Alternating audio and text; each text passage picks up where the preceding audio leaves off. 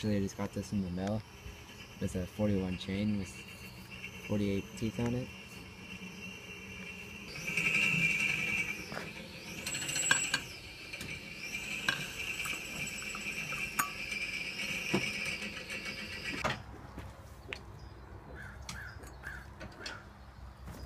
Hey, it'll be legit if we get tags on it.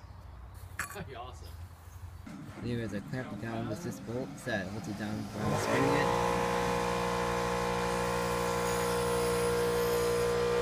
You see it has no play right there, so it's perfectly straight.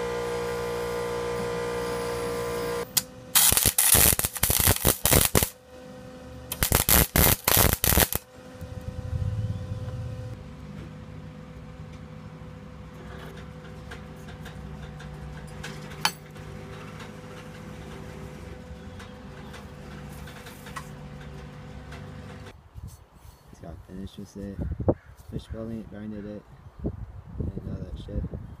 Painted it gloss black, let's get there. And it's about done. Even when you're turning, this should not hit it. Got clearance from right here, you can see. And that should be about it.